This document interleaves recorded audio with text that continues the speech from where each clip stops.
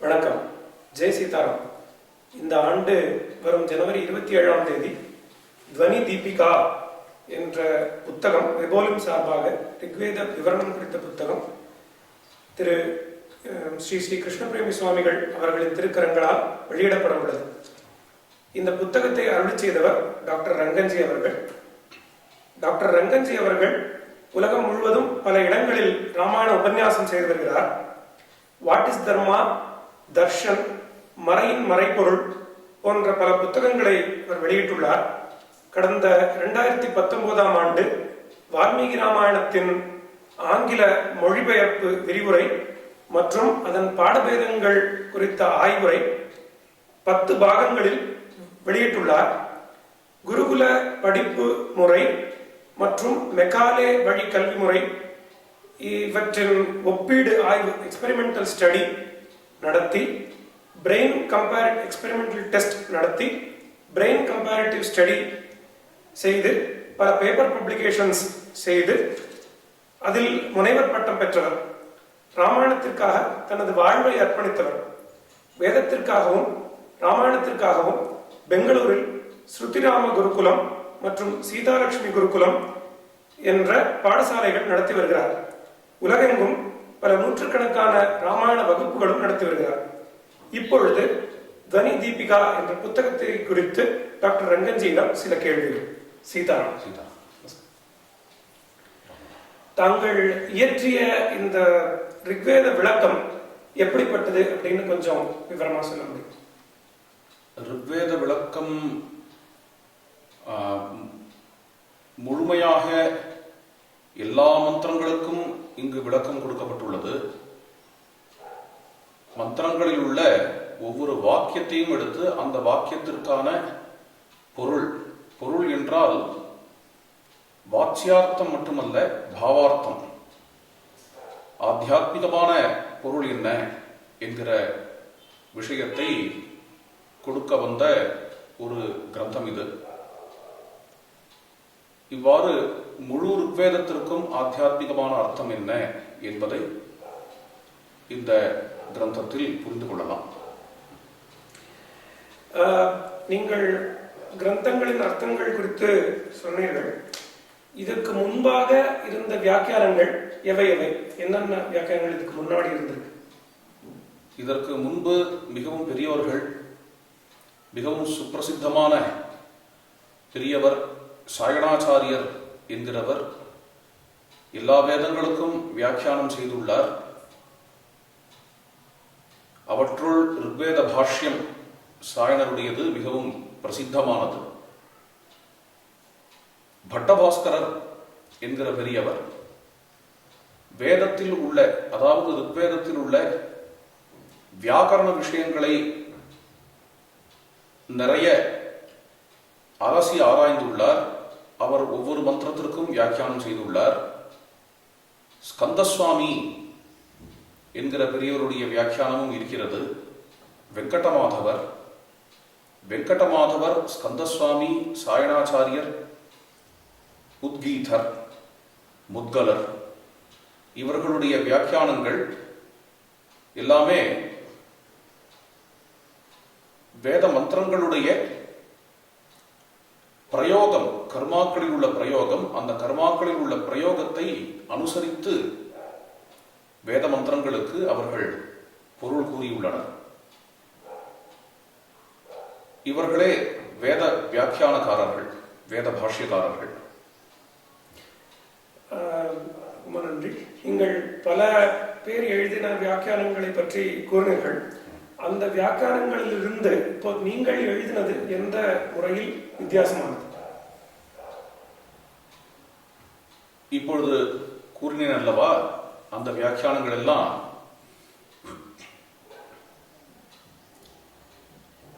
கர்மானுஷ்டானங்களை அடிப்படையாக கொண்ட வியாக்கியானங்களாக இருக்கின்றன. வேதத்துடைய வாச்சியார்த்தம் அதை பிரதானமாக கொண்டு பொதுவாக ஸ்ரௌத சூத்திரங்கள் எந்தெந்த மந்திரங்களை எங்கெங்கு உபயோகப்படுத்தலாம் கர்மாக்களில் என்று கூறியிருக்கின்றன. பிராமண பாகங்களும் கூறியிருக்கின்றன. அவைகளை அனுசரித்து வேதத்தினுடைய கர்மபரமான விளக்கங்களாக இவை விளங்குகின்றன. கர்மானுஷ்டானம் மிகவும் பிரதானம். ஆதலால் கர்மாவை ஒரு காலம் விடக்கூடாது என்கிறது இதெல்லாம் சாஸ்திர விகிதம். அந்த கர்மாவிற்கு அனுகுணமாக வேதத்திற்கு, ரிக்வேதத்திற்கு அவர்கள் விளக்கம் கூறியுள்ளார்கள். அடியேனுடைய விளக்கம் என்கிறது எப்படி அமைகிறது என்றால், பொதுவாக வேத வாக்கியங்களுக்கு ஆத்தியாத்மிகமான அர்த்தம் அளிப்பது என்கிறது தான். அதாவது ஞானபரமான பொருள், யோகபரமான பொருள். யோக விஷயம் வேதத்தில் எப்படி இருக்கிறது, ஞானம் எப்படி வேதத்தில் இருக்கிறது, இந்த வாக்கியம் எப்படி ஞானமயமான பொருளை கொண்டதாக இருக்கிறது என்கிறதை காட்டுவதற்காகவே இந்த வேத விளக்கம் வந்துள்ளது. இப்பொழுது நீங்கள் ஆத்தியாத்மிகமான விளக்கம் எழுதியுள்ளீர்கள் என்று கூறினீர்கள். தாங்கள் எழுதியது போல் ஆத்தியாத்மிகமான விளக்கம், அதாவது ஆன்ம நெறி விளக்கமாக இதற்கு முன் வேறு யாராவது உரை எழுதியிருக்கிறார்களா? எழுதியிருக்கிறார்கள். சம்பிரதாயம்தான். வேதத்தின் ஆன்ம நெறி விளக்கம் என்கிறது ஒரு புதிய விஷயம் அல்ல, ஆரம்ப காலத்திலிருந்தே இருக்கக்கூடிய ஒரு விஷயம்.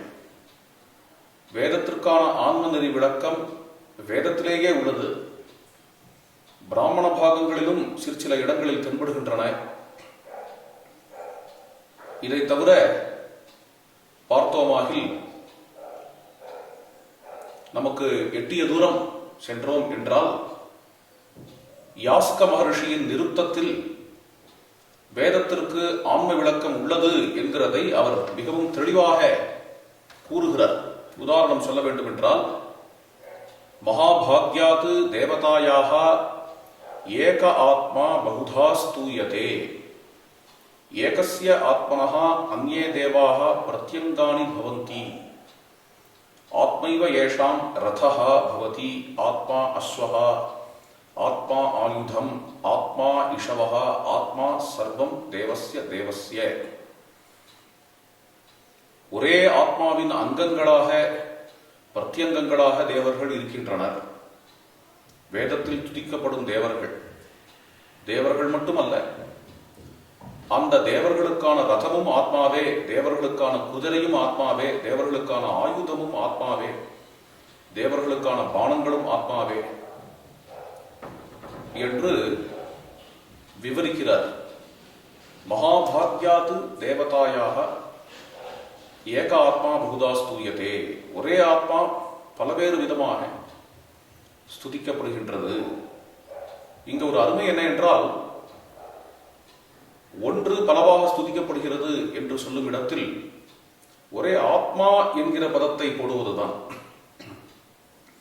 இதுவும் வேத விஷயம். வாமதேவ சூக்தத்தில் அகம் அனுபவம் என்று கூறுகிறார். அவ்வாறு ஒரே ஆத்மா, ஏனெனில் இறைவனை ஆத்மா என்று காண்பது மிகவும் உயர்ந்த முறை. பிரம்மசூத்திரமே அதை தான் நமக்கு உபதேசிக்கிறது. ஆத்மேத்யேவது உபகச்சந்தி கிராஹயந்தி ச. கடவுளை சித்தாக பார்க்க வேண்டியது. ஒரு சித்து இத்தனை தேவர்களாக, தேவ நாமங்களாக, தேவ ரூபங்களாக இருக்கின்றது என்கிறதை யாஸ்கர் இத்தனை தேவர்களுக்கும் அந்தரியாமியாக ஒரு சித்து இருப்பதை, அந்த சித்தை தான் ரிக்வேதம் ஸ்துதிக்கிறது என்கிறதை மிக தெளிவாக கூறுகிறார். யாஸ்கர் மிகவும் பழைய முனிவர், மகாபாரதத்துக்கும் உட்பட்டவர். ஏனெனில் மகாபாரதத்தில் அவரை பற்றி வருகிறது. அதன் பிறகு மகாபாரதத்திலோ, ஏன் ராமாயணத்திலும் கூட ஆத்தியாத்மிகமான அர்த்தங்கள் ஆங்காங்கே இருக்கின்றன. ஒரே பரமாத்மாவின் அங்கங்களாகத்தான் தேவர்கள் கூறப்படுகிறார்கள் ராமாயணத்தில். அஸ்வினௌ சாபி தே கர்ணௌ சந்திரசூரியௌ ச சக்ஷுஷி அகம் தே ஹிருதயம் ராம ஜிஹ்வாதேவி சரஸ்வதி என்றெல்லாம். இதை தவிர அந்தந்த தேவதைக்கான ஆத்தியாத்மிகமான அர்த்தம் ராமாயணத்தில் வருகிறது. உதாரணம் ஒன்றே ஒன்று கூறுகிறேன். ஸ்ரீராமர் சித்திரக்கூடத்தை கண்டு கூறுகிறார், சீதையிடம் கூறுகிறார், இதமேவ அமிர்தம் பிராகுஹு ராகி ராஜர்ஷய பரே வனவாசம் பவார்த்தாய பிரேத்தியமே பிரபிதாமகா. சித்திரக்கூடத்தில் உள்ள இயற்கை எழிலைத்தான் அமிர்தம் என்று கூறுகிறார்கள் என்று ராமர் கூறுகிறார். ஆக அமிர்தம் அல்லது சோமன் என்கின்ற தேவதைக்கு நமக்கு உள்ள ரசானுபவம் தான் பொருள் என்கிறதை ராமாயணம் இங்க தெள்ள தெளிவாக கூறுகிறது. இவ்வாறு அந்தந்த தேவதையின் தத்துவார்த்தத்தையும் ராமாயணம் ஆங்காங்கே கூறித்தான் வருகிறது. மகாபாரதமும் அவ்வாறே. பிரசித்தமாக கூற வேண்டும் என்றால் கீதையை எடுத்துக்கொள்வோம். கீதையில் யஜ்யத்தை ஆன்மீகமாக விளக்கம் கொடுக்கிறார் கண்ணபிரான். யஜ்யத்திற்கான பொருள் யஜ்யார்த்தாத் கர்மணோன்யத்ர, யஜ்ய பார்வையில் கர்மாக்களை செய், அவ்வாறு செய்தால் பந்தம் கிடையாது என்று கூறுவது ஆத்தியாத்மிகமாக யஜ்யத்தை கூற வந்த இடம். அவ்வாறே புராணங்களிலும் காணலாம். கவிகளிடமும் அந்த ஆத்தியாத்மிக ஸ்பூர்த்தி சில இடங்களில் காணப்படுகிறது. காளிதாசன் முதலியவர்களும் வேதத்தை பார்த்த பார்வை எவ்வாறு என்று கூற முடியும்.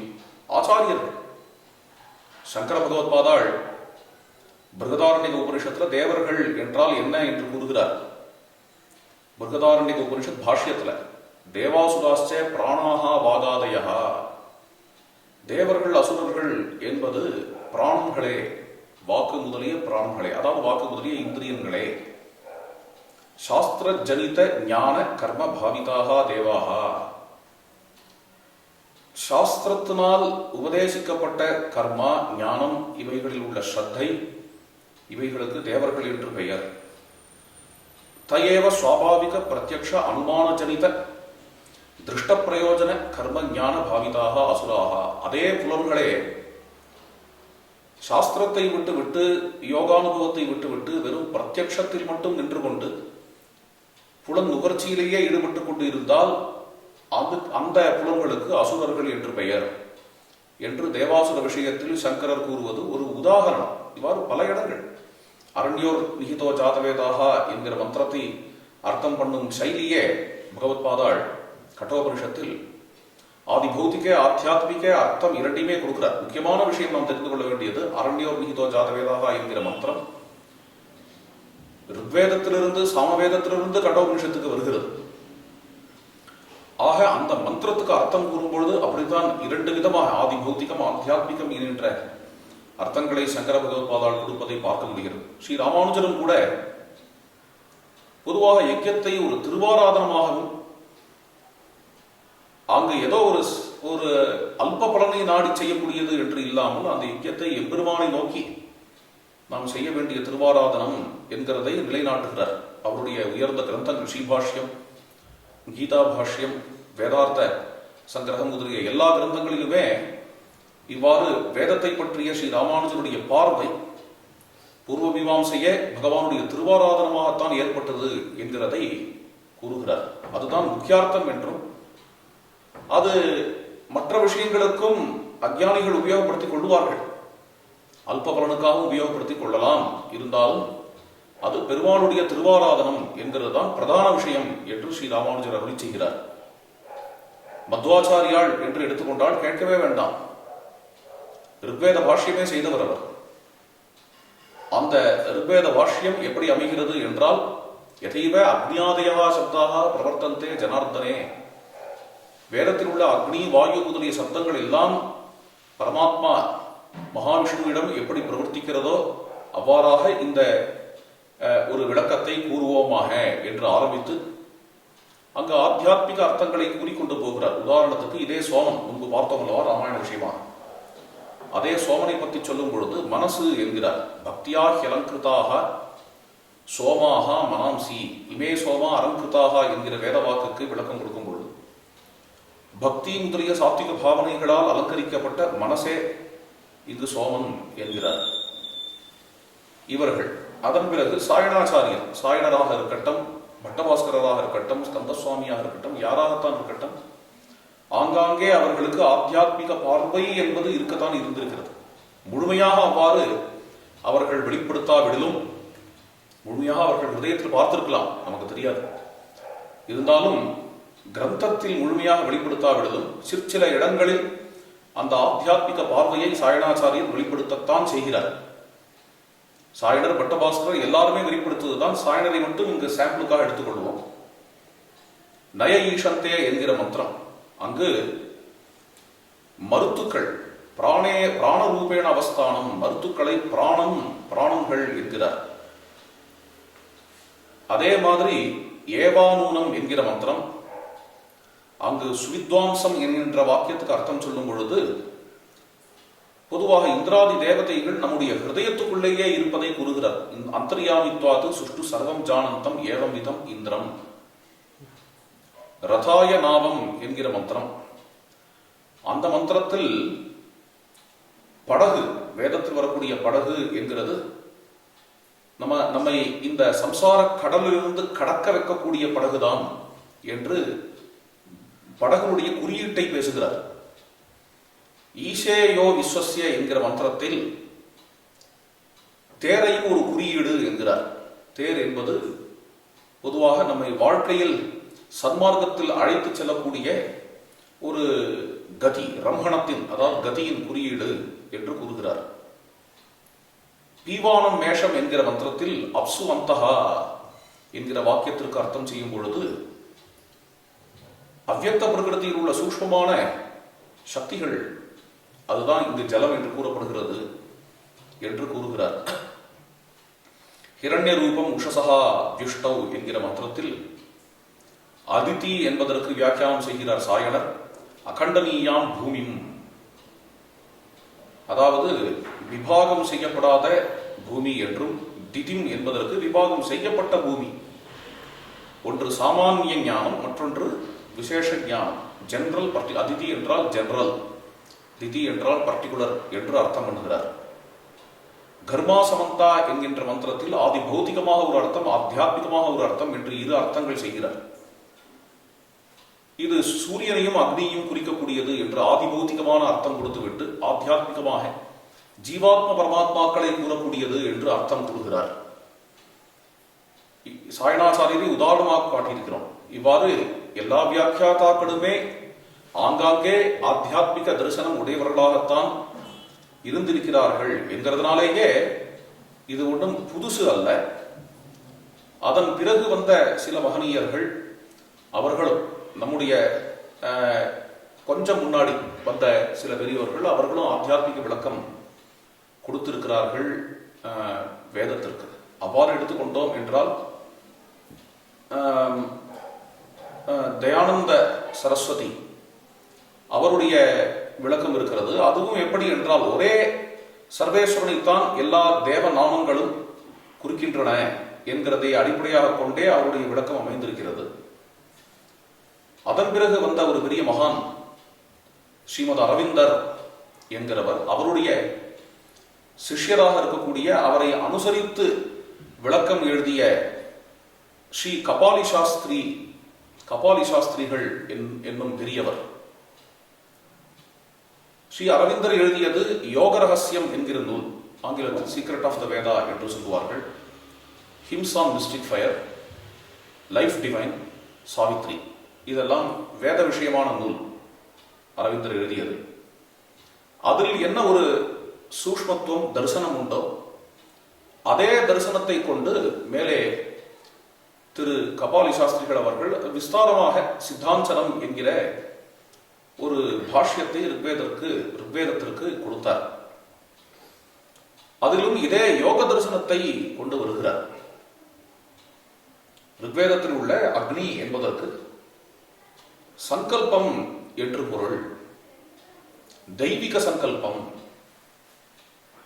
நாம் ஏதோ நமக்குள்ள இருக்கக்கூடிய நம்முடைய ஒரு அகங்காரத்துக்கு கட்டுப்பட்ட சங்கல்பமாக இல்லாமல் தெய்வ சங்கல்பத்துக்காக நாம் நம்மை சமர்ப்பித்து அந்த தெய்வ சங்கல்பத்தை நமக்குள் கொண்டு வருவது என்கிறதை அக்னி என்கிறார். வாயு என்கிறது பிராணம், வருணம் என்கிறது சுத்தி தத்துவம், பியூரிட்டி.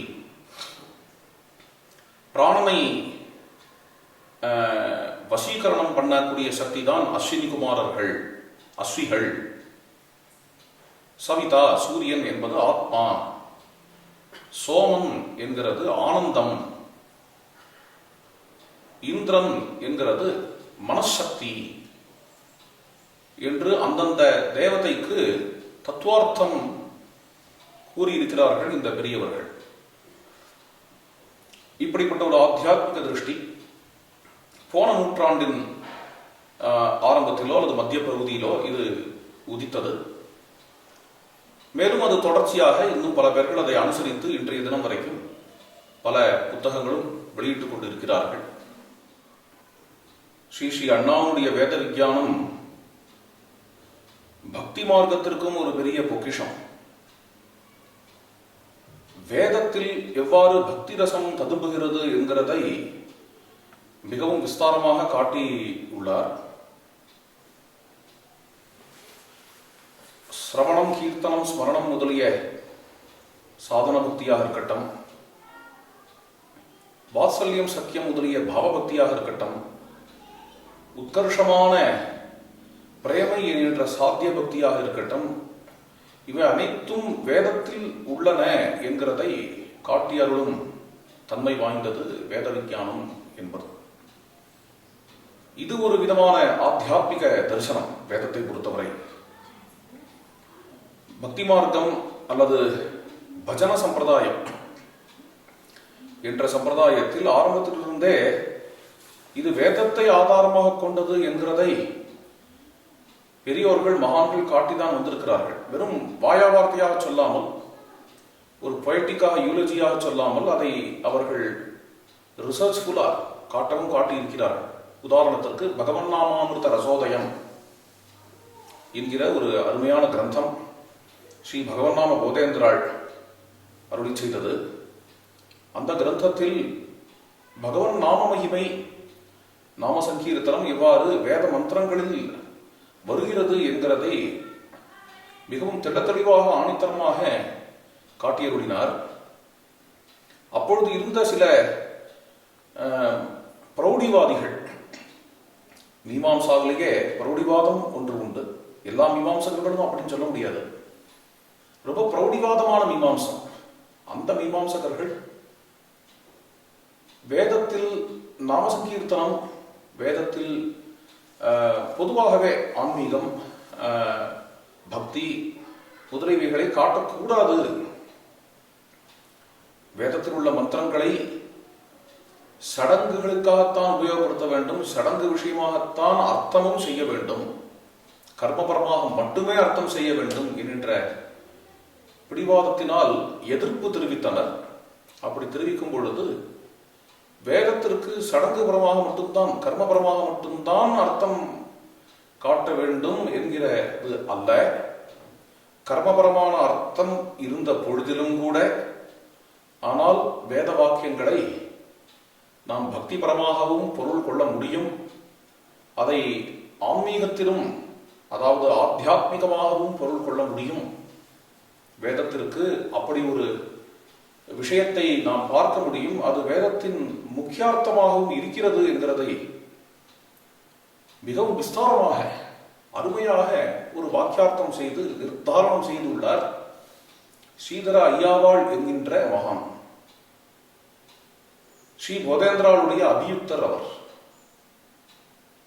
வேதத்திலிருந்து நாம சித்தாந்தத்தை, நாம மகிமையை கூறக்கூடிய மந்திரங்களை மேற்கோள் காட்ட முடியும், காட்டுவதில் தவறில்லை என்று மீமாம்சா சாஸ்திரத்தை வைத்தே கூட ஸ்ரீதரையாவாள் கூறியுள்ளார். அதற்கு தான் பகவன் நாம பூஷணம் என்கின்ற பெயர். அருமையான கிரந்தம். இவ்வாறு பக்தி சம்பிரதாயத்தில் வேதத்தை ஆதாரமாக கொண்டு பக்தியை, நாம சங்கீர்த்தனத்தை விளக்குவது என்கிறது, அதாவது வேதத்திற்கு ஆத்தியாத்மிக திருஷ்டியுடன் வேதத்தை பார்ப்பது என்கிறது 300 வருடங்கள் முன்னாடியே ஏற்பட்டு விட்டது. ஸ்ரீதரையாவால் இருந்து சுமார் 300 வருடங்கள் ஆகிவிட்டன. அந்த நாட்களிலே ஏற்பட்டு விட்டது இந்த பத்ததி. போதேந்திராலும் ஐயாவாலுமே ஏற்படுத்தி கொடுத்து விட்டார்கள். அந்த ஒரு அடிப்படையில் தான் இப்பொழுது அதனுடைய விஸ்தாரமாக, அதனுடைய மகத்தான விரிவு போல் வேத விஞ்ஞானம் என்கின்ற இந்த ஒரு அற்புதமான கிரந்தம், அந்த கிரந்தத்தில் ஸ்ரவண கீர்த்தனாதி சாதன பக்தியும், வாத்சல்யாதி பாவபக்தியும், உத்கிருஷ்ட பிரேமையாகிய சாத்திய பக்தியும், இதை தவிர வேதத்தில் அவதாரங்கள், பகவானுடைய நாம ரூபங்கள் இதெல்லாம் எப்படி உள்ளன என்கிற விஷயமும் மிகவும் அருமையாக அருளி செய்யப்பட்டிருக்கிறது. அந்த கிரந்தத்தில் தேவதா தத்துவ ஜிக்யாசையை பற்றி வருகிறது.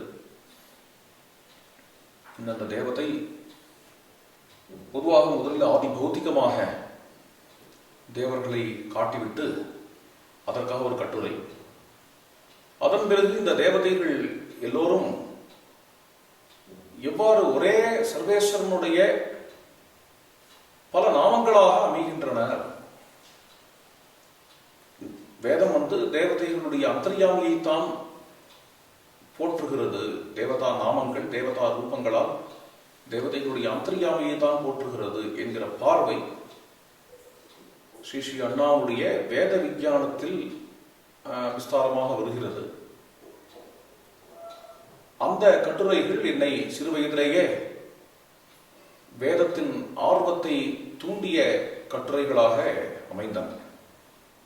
ஆக ராமாயணம் அல்லது நிருக்தம் இவைகளுக்கும் முன் வேதத்திலேயே கூட, அதன் பிறகு பிராமணம்,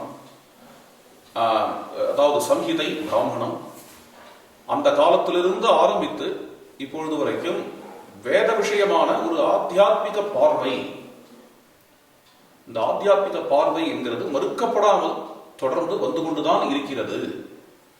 அதே ஆத்தியாத்மிக பார்வையை அவர்களுடைய பாதையே அனுசரித்து அடியேனும் பின்பற்றி இப்பொழுது இந்த ஒரு வேத மந்திரங்களை ஆத்தியாத்மிக பாதையில் விரிவுரை எழுதுவது என்கிறதை இப்பொழுது செய்திருக்கிறோம். ரொம்ப அழகாக ஆத்தியாத்மிக விளக்கங்கள் குறித்து விவரமாக சொன்னீர்கள். நீங்கள் எழுதிய இந்த புஸ்தகத்தின் சிறப்பு என்ன, அதை பற்றி கொஞ்சம். சிறப்பு, இந்த புஸ்தகம், அதாவது சிறப்புங்கிறதுக்கு ரெண்டு அர்த்தம் இருக்கு. ஒன்று சிரேஷ்டமானது, மற்ற நூல்களை விட இது மிகவும் சிரேஷ்டமானது என்றெல்லாம் அடியன் கூற விரும்பவில்லை, அவ்வாறு இல்லவும் இல்லை. ஆனால் இதற்கு என்று என்ன யுனிக்னஸ், விசேஷத்தா இருக்கிறது. சிறப்புங்கிறதுக்கு அது அது ஒரு பொருள். அந்த பொருளில் தான் கேட்டிருப்பீர்கள். அப்படி இந்த நூலுக்கு என்று என்ன ஒரு யுனிக்னஸ் இருக்கு என்கிறதை பார்ப்போமாகில், ஒன்று, சம்ஸ்கிருதத்தில் அடியனுக்கு தெரிந்து முதல் முறையாக முழு ருக்வேதத்திற்கும் அதில் உள்ள எல்லா மந்திரத்திற்கும் இவ்வாறு ஒரு விளக்கம் என்கிறது இப்பொழுதுதான் வருகிறது. ஆங்காங்கே சிறு சில இடங்களில் இந்த ஆத்தியாத்மிக திருஷ்டியை வியாக்கியாதாக்கள், பாஷ்யக்காரர்கள் காட்டியுள்ளனர். சாயனர், ஸ்கந்தசுவாமி முதலியவர்கள். ஸ்ரீ மத்வாச்சாரியார் கிட்டத்தட்ட ஒரு முதல் 40 சுத்தங்களுக்கு இவ்வாறு பாஷ்யம் செய்திருக்கிறார். ருக்வேதத்தில் ஆயிரக்கணக்கான சுத்தங்கள் இருக்கின்றன. அதில் முதல் 40 சுத்தங்களுக்கு அவர் பாஷ்யம் செய்திருக்கிறார். இதே மாடல்ல மற்றவைகளும் செய்யலாம் என்கிறதை நிலைநாட்டியவர்.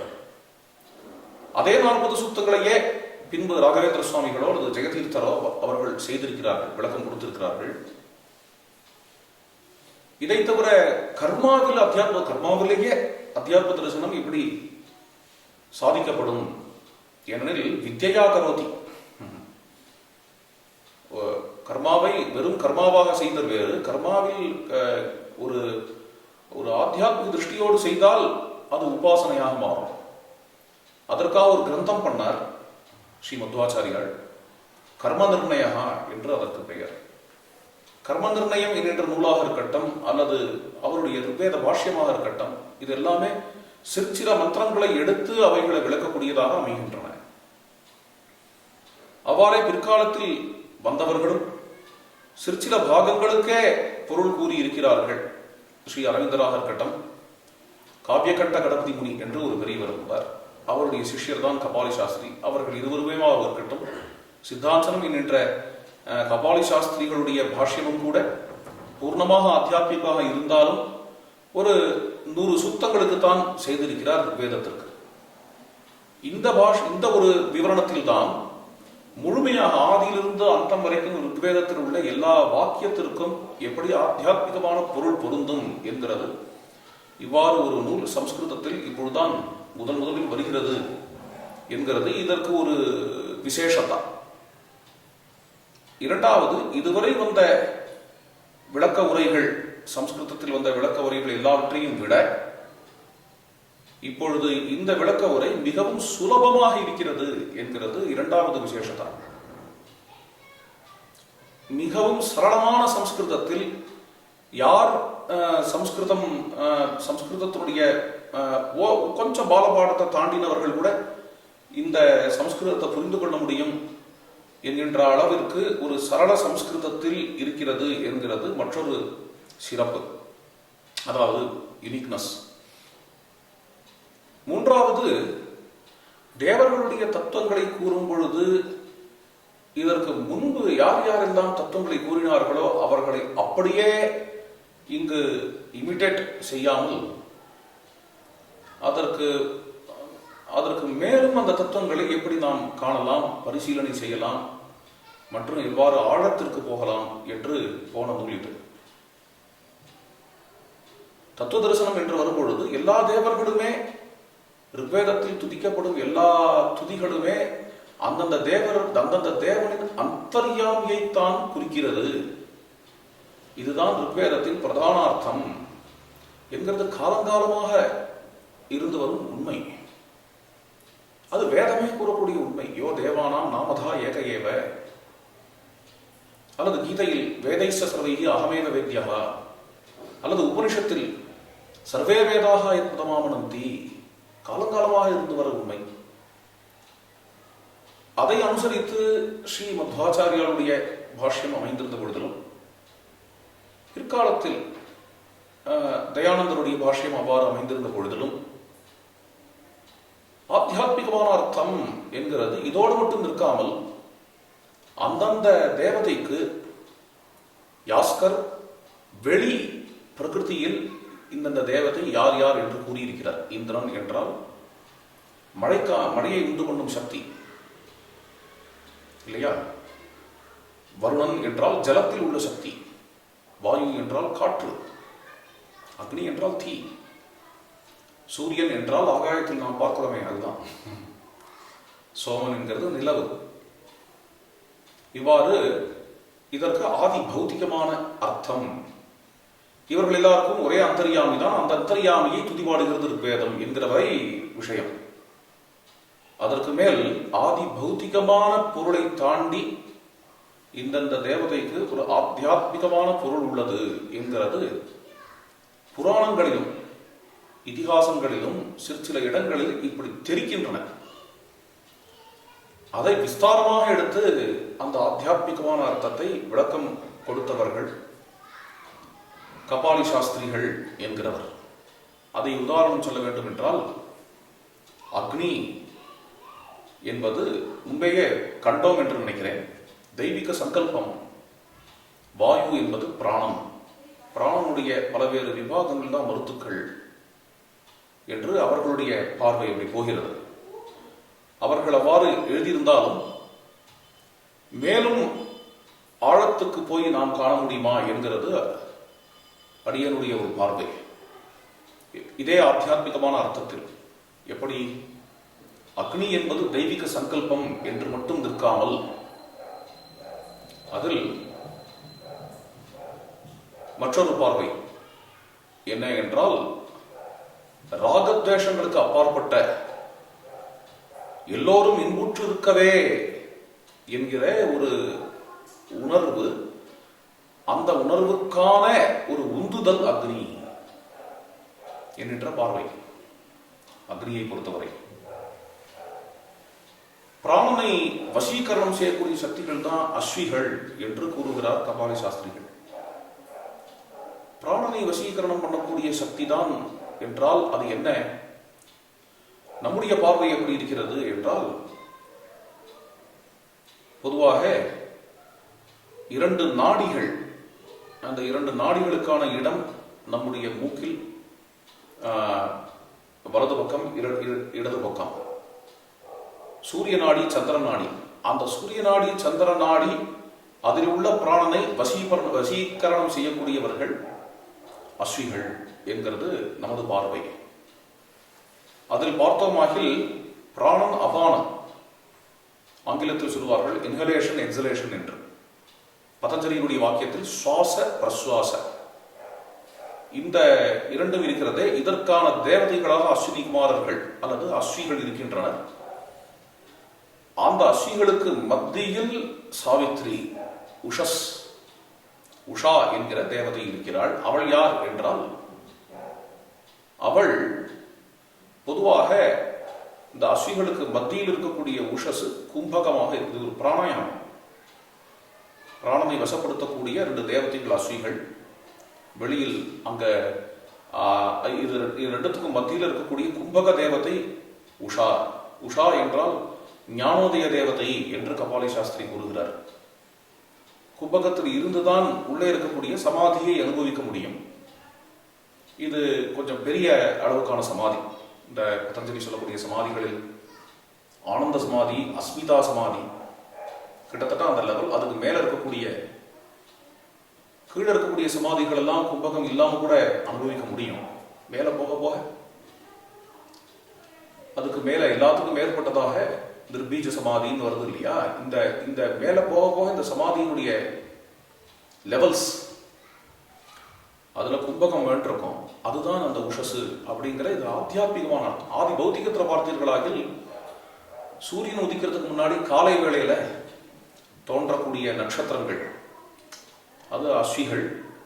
அவர்களுக்கு மத்தியில் சூரியன் உதிக்கிறதுக்கு முன்னாடி இருக்கக்கூடிய ஆகாயத்தின் நிலை, அதுதான் அருணோதயம் என்று கூறுகிறார்களே, அதுதான் உஷசு என்று. இங்கு சூரியன் என்கிறது ஆத்மா. அந்த ஆத்ம சாட்சா்காரத்திற்கு முன்பு உள்ள ஆத்ம சாட்சா்காரம் வரப்போகிறது என்று சொல்லுவதற்காக ஒரு சமாதி, ஒரு கைவல்ய பிராக்பாரம் என்று பெயர் அதற்கு பதஞ்சலி யோக சூத்திரத்தில். அங்கு அங்கு ஏற்படக்கூடிய கும்பகம், அந்த கும்பகத்தை அனுசரித்து வரக்கூடிய இந்த பூரகம், ரேச்சகம், இந்த 3ற்குமான தேவதைகளாக அஸ்விகளும் உஷசும் கூறப்படுவதாக அடியனுடைய பார்வை. இவ்வாறு ஒவ்வொரு தேவதையுமே எடுத்துக்கலாம். மனசக்தி மனதனுடைய சக்தி தான் இந்திரன் என்று, மைண்ட் பவர் என்று. இது கபாலி சாஸ்திரிகளுடைய பார்வை. அடியன் பார்க்கும் பார்வை என்ன என்றால், பொதுவாக இந்திரன் என்கிறது பலம். அது உடல் பலமாக இருக்கட்டும், உள்ளத்தினுடைய பலமாக இருக்கட்டும், நம்மிடம் இருக்கக்கூடிய தீய சக்திகளை அழிக்கக்கூடிய, அதாவது காமக்ரோதங்களாக இருக்கட்டும், முக்கியமாக பொறாமை, அந்த லேசினஸ், சோம்பலற்ற தன்மை, சோம்பல் இவைகளை அழிக்கக்கூடிய ஒரு சக்தி, அதுக்கான உள்ளேந்து ஏற்படக்கூடிய அந்த ஆற்றல் தான் இந்திரனாக இருக்கிறார். வருணன் என்கிறதை சுத்தி என்று கூறுவார் கபாலி சாஸ்திரிகள். அடியனுடைய பார்வையில் வருணன் என்பது ரிதம். என்ன, இந்த அண்ட சராசரத்திற்கும் அடிப்படையில் ஒரு அடிப்படை நியதி ஒன்று உள்ளது. அதற்கு தான் வருணன் என்று பெயர். அந்த நியதிக்கு தேவதை தான் வருணன் என்று இவ்வாறு போய்கொண்டே இருக்கிறது. ருத்ரன் என்னும் தேவதை. ருத்ரன் என்கின்ற தேவதைக்கு விளக்கமாக என்ன என்றால், அங்கு அண்ட சராசரத்தையும் இயக்கி வைக்கும் ஒரு வேகம் இருக்கிறது.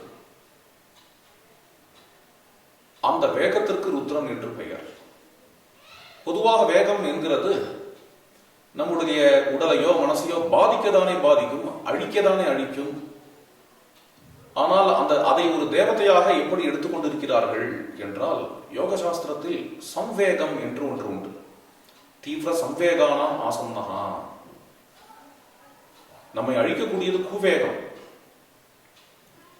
அதாவது ஒரு இம்பேலன்ஸ்டான வேகம், அதுதான் நம்மை அழிக்கும்.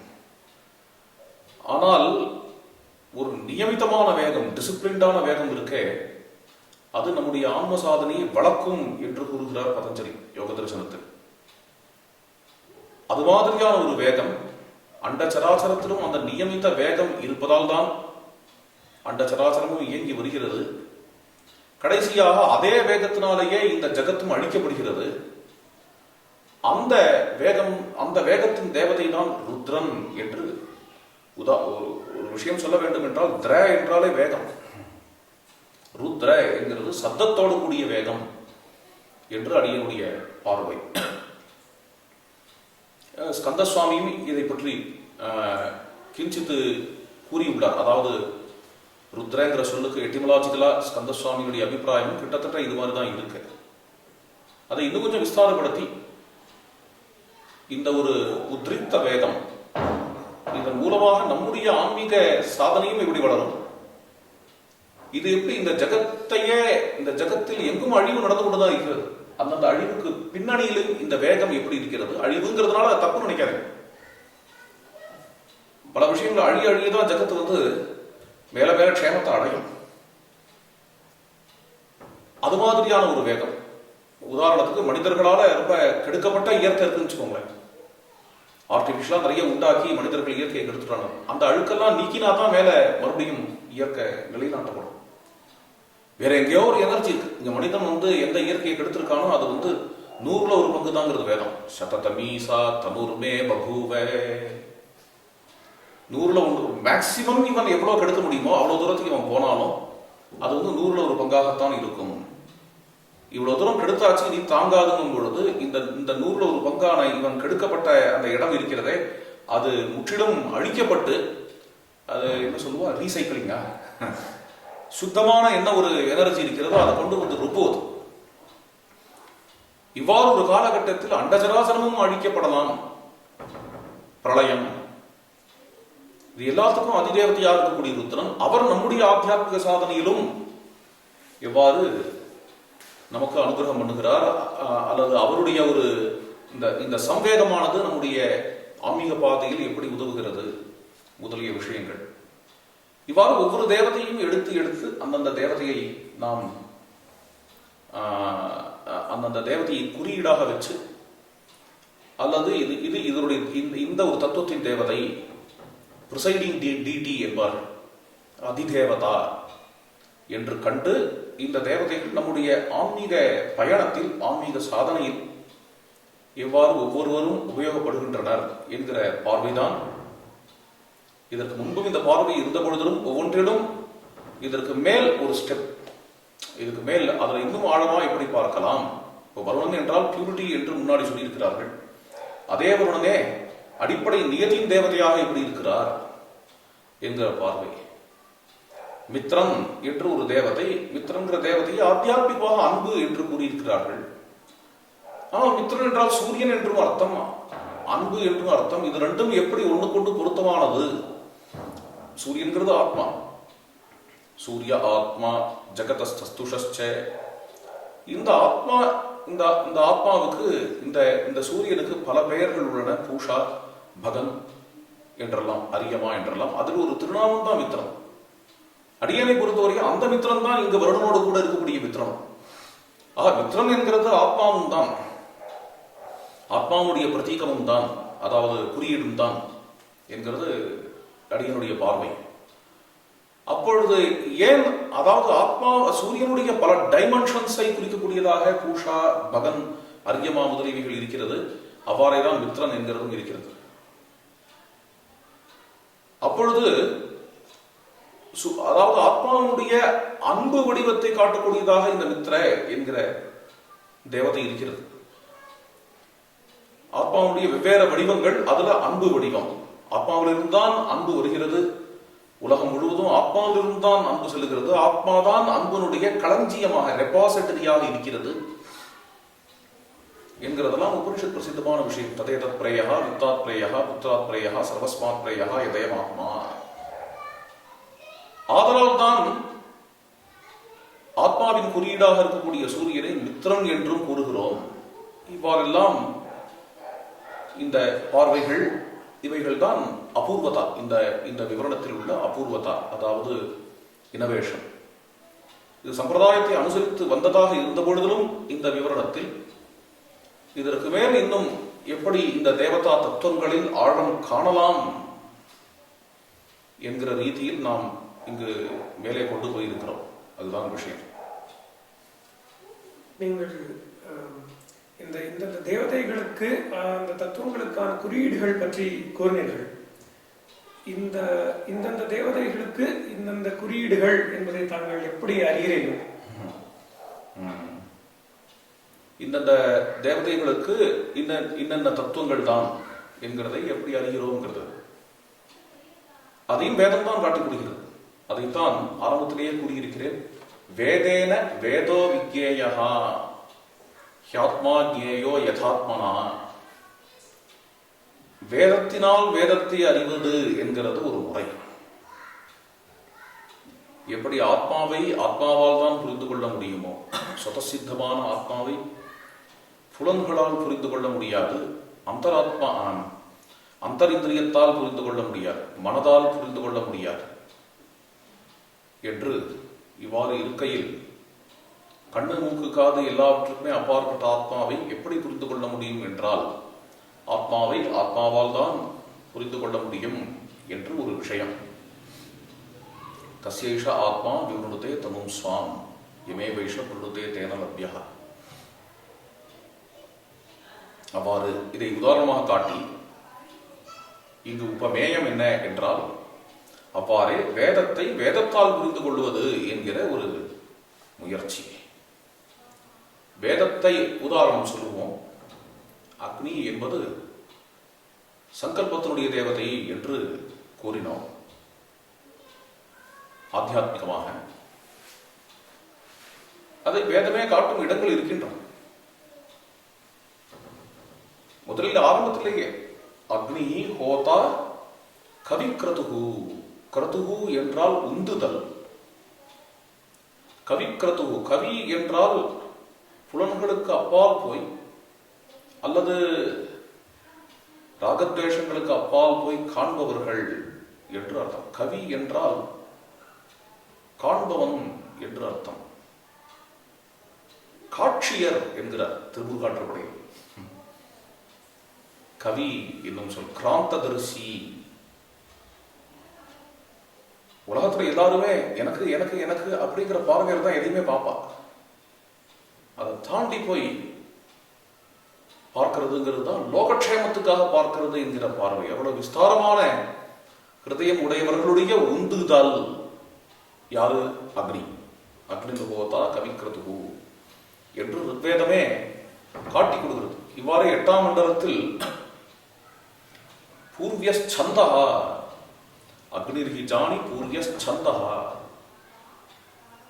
சங்கல்ப வடிவமாக இருக்கக்கூடிய அக்னியை பேசுகிறது. ஒரு இடம் இல்லை, 2 இடம் இல்லை. அஸ்ய யக்ஞஸ்ய சுக்ரதும், அக்னி என்பது சோபனமான உந்துதல். சங்கர பகவத்பாதாலே அப்படிதான் அர்த்தம் பண்றார். ஈசாவாஸ்யம் சுக்ல யஜுர்வேதத்துடைய கடைசி அத்தியாயம், அங்கு ஹே சங்கல்பாத்மக அக்னே கிரதோஸ்மர என்கின்ற இடத்தில் சங்கல்பமயமான அக்னியே என்று. ஆக அக்னி என்பது சங்கல்பத்தின் குறியீடு. எது மாதிரி சங்கல்பம் என்றால் எனக்கு எனக்கு எனக்கு என்கிற தன்மையை தாண்டி போன சங்கல்பம். தொமக்னே யஜ்ஞானாம் ஹோதா விஸ்வேஷாம் ஹிதா, சர்வலோகங்களுக்கும் ஹிதம் என்கின்ற சங்கல்பம் என்று வேதம் அதை தெள்ள தெளிவாக கூறுகிறது. அதை கொண்டுதான் அக்னியை லோகக்ஷேமார்த்தமான சங்கல்பம் என்று பொருள் கூறப்பட்டு இருக்கிறது. இங்கு இவ்வாறே வருணன் என்று எடுத்துக்கொண்டால் வருணனை ரிதம் என்று வேதம் தெளிவாகவே கூறுகிறது. ரிதத்தின் தேவதை வருணன் வர இடம் எல்லா இடத்திலையும் ரிதம் வந்துட்டே இருக்கும். ரிதேன வித்ரா வருணா விருதா விருதா விருதஸ்பிருஷா கதும் பிருகந்தமாசாதே. ரிதம் என்கின்ற பிரகிருதி நியதி வருணன் வர இடங்கள் எல்லாத்திலையும் வரும். சில இடங்களில் வருணனுடைய பெயராகவே ரிதம் வந்து அமையும். பிரம்மா கிருணோதி வருணஹா காத்துவிதம் தமீமஹே வியூர்ணோதி ஹிருதா மதிம் நவ்யஹா ஜாயதாம் ரிதம். ரிதம் என்கிறது இங்கு வருணனுடைய விசேஷனம் என்று எடுத்துக்கொள்ளலாம், அல்லது வருணனுடைய மற்றொரு பெயர் என்கின்ற அளவுக்கு இந்த மந்திரத்தில் ரிதம் வருகிறது. ரிதம் என்றால் டிக்ஷனரி மீனிங். ரிதம் என்பதற்கு சத்தியம், உண்மை என்றுதான் அர்த்தம். ஆனால் வேதத்தில் பல இடங்களில் ரிதம் என்றும் வந்து சத்தியம் என்றும் வருகிறது. ஒரே இடத்திலேயே 2 இருக்கிறது. என்ன விதமான சத்தியம் இது? இந்த ரிதம் எந்த விதமான சத்தியம் என்னும் பொழுது பெரியோர்கள் எல்லாரும் அந்த நிர்ணயம் தான் அது. ஆனால் வேதத்திலிருந்தே எடுக்கிறேன். ரிதம் நியதம் என்று வருகிறது. ரிதம் நியதம் ஈழே என்று 4ஆம் மண்டலத்தில் ஒரு வாக்கியம். பல இடங்களில் இவ்வாறு ரிதத்தை நியதி என்று காட்டுகிறது வேதம். பிரகிருதி நியதி, இயற்கையின் ஒரு நியதி, காஸ்மிக் ஆர்டர் என்று வச்சுக்கொள்ளுங்களேன். அது மாதிரி இந்திரன் எடுத்துக்கொள்வோமே, இந்திரனை பலம் என்று கூறுகிறேன், அடியனாக கூறவில்லை. வேதத்தில் இந்திரனை பலம் என்று வருகிறது. எங்க 8ஆம் மண்டலத்தை எடுத்துக்கொள்ளும் உதாரணத்துக்கு விஸ்வானரஸ்ய வஸ்பதிஹி, விஸ்வானரஸ்ய வஸ்பதிம் அனானதஸ்ய சவசஹா. சவஸ் என்றால் பலம். இந்திரனை பற்றி தான் வருகிறது. சவசஹா பதிம் என்றால் பலத்தினுடைய அதிதேவதை இந்திரன். எது மாதிரியான பலம்? விஸ்வானரஸ்ய சவசஹா, எல்லோருக்கும் க்ஷேமத்தை கொடுக்க வல்ல பலத்தினுடைய அதிதேவதை இந்திரன் என்று தெளிவாக வருகிறது. அதனால் பலம் அவருடைய இந்திரனுடைய எட்டிமாலஜி நீங்க போன வேர் சொல்லுக்கு போன இது பரமேஸ்வரியே என்ற தாத்துலிருந்து வந்தது. புலன்களை அடக்கவல்ல பலத்துக்கு இந்திரன் என்று பெயர். சிக்ஷானரஹா பிரதிவஹா அகாமகர்ஷனஹா என்று ரிக்வேதம் இந்திரனை காட்டுகிறது. அகாமகர்ஷனஹா, இதை வள்ளுவர் கூட கூறுகிறார். ஐந்தவித்தான் ஆற்றல் அந்த குறளில் கூறுகிறார். புலன்களை அடக்குவதற்கு இந்திரனே உதாரணம் என்று கூறுகிறார் திருக்குறளில். அது இங்கே வந்து அகாமகர்ஷனஹா என்று ரிக்வேதம் கூறுகிறது. ஆக புலன்களை அடக்கக்கூடிய பலம் அல்லது நம்முடைய உள்ளத்தில் உள்ள தீய சக்திகளை அடக்கக்கூடிய பலத்திற்கு இந்திரன் என்று பெயர். வெளிப்படையாக ஆதி பௌத்திகமாக கூற வேண்டும் என்றால் ஆகாயத்தில் மழை பொழிகிறது அல்லவா, அந்த மழையை அடக்கி வைத்திருக்கக்கூடிய சில சக்திகள் இருக்கின்றன. அந்த சக்திகளை ஒடுக்கி அவைகளை துவம்சம் பண்ணி மழையை பொழிய வைக்கக்கூடிய தெய்வம், மழையை பொழிய வைக்கக்கூடிய எந்த ஒரு பலம் இருக்கிறதோ அது இந்திரன் என்று ஆகும். இந்திரனை பற்றி இவ்வாறு கூறினோம். இவ்வாறு குதிரை என்று எடுத்துக்கொள்வோம். வேதத்தில் வரக்கூடிய இந்திரனின் குதிரை என்று எடுத்துக்கொண்டால் இந்திரனின் குதிரைகள் எவை? பிராணங்களே. வாதானி ஹெஸ்வானு துரியாயுஜ்ரே வேதத்தில் வரக்கூடிய வார்த்தை. இங்கு ஏன் குதிரைகளை வாதானு ஒரு சாம்பிள் தான் காட்டுகிறேன். பல இடங்களில் குதிரைகளை வாத என்று வருகிறது. பிராணங்களாக இருக்கக்கூடிய குதிரைகளை இந்திரன் கட்டினார். தேர் என்ன தேர் என்றால் ரிதமே தேர். வருணனே பிரகிருதி நியதியே இங்க தேர். கோ அத்ய யுக்தே துரிகா ரதஸ்ய ரிதத்தை தேராக கூறக்கூடிய இடம், இப்பொழுது கூறிய இடம். இவ்வாறு அஸ்வினி குமாரர்களை பற்றி கூறினேன் அல்லவா? அஸ்விகளே பூரக ரேச்சகமாக இருக்கின்றன. நடுவில் உஷஸ் இருக்கிறாள். மத்வஹா பிபந்தா உஷச சச்சேதே என்றுதானே வருகிறது. உஷஸ் மத்தியபாகத்திலும் அஸ்விகுமாரர்கள் இரண்டு பக்கத்திலும் இருக்கக்கூடியவர்கள் ரசத்தை அனுபவிக்கின்றனர். எது மாதிரியான ரசம், என்னது அது என்று பார்ப்போமாகில் வேதமே கூறுவதுதான். முதல் மண்டலம் 181வது சூக்தம். ஜிஷ்ணுர்வாமன்யா சுமகஸ்ய சூரிஹி திவோ அன்யா சுபக புத்திர ஊஹே. அருமையான சூக்தம் இது. 181வது சூக்தம். அஸ்விகள் யார் என்று இந்த சூக்தத்திலிருந்து புரிந்து கொள்ளலாம். இந்த அஸ்விகளில் ஒருவருக்கு சூரியன் என்று பெயராம், மற்றொருவருக்கு சந்திரன் என்று பெயராம். ரிக்வேதம் கூறுகிறது. இவ்விரண்டு பேரும் அடியனுடைய பார்வையில் இந்த சுத்தத்தை அடியன் படிக்கும் பொழுது எனக்கு புரிந்தது என்ன என்றால், இவ்விரண்டும் வேற ஒன்றும் இல்லை. சூரிய நாடி சந்திர நாடி, சூரியானுலோமம் சந்திரானுலோமம், இது பிராணாயாமம். அஸ்வம் என்றால் பிராணம், அதாவது ஆதி பௌதிகத்தில் குதிரையாக இருக்கலாம், ஆத்தியாத்மிகத்தில் பிராணம். இங்கிலீஷ்ல கூட ஹார்ஸ் பவர் தான் சொல்றாரு. என்ன அந்த ஒரு பிராணம், அந்த பிராணனை உடையவர்கள், அந்த பிராணனை வசப்படுத்தியவர்கள்ன்றதுனால இவர்களுக்கு அஸ்விகள் என்று பெயர். பிராணனை வசப்படுத்தியவர்களும் ரெண்டு பேரா இருப்பானே அப்படின்னு பிராணனை வசப்படுத்தும் ப்ராசஸ், இந்த பூரகம் ரேச்சகம் என்கின்ற ப்ராசஸ், சூரியானுலோமம் சந்திரானுலோமங்கிற ப்ராசஸ், சூரிய நாடி சந்திர நாடிங்கிற ப்ராசஸ், அதுதான் அந்த அஸ்விகள் அப்படிங்கிறது. அந்த சூத்தத்தை படிக்கும் பொழுது அடியனுக்கப்பட்டது. அந்த சூத்தத்துக்கு அப்படித்தான் விளக்கம் கொடுத்திருக்கேன். 181வது சூத்தம் தெள்ள தெளிவா அது காட்டுகிறதுங்கிறது என்னுடைய அபிப்பிராயம், அடியன் சொல்லுவதை. அது மாதிரி போறது.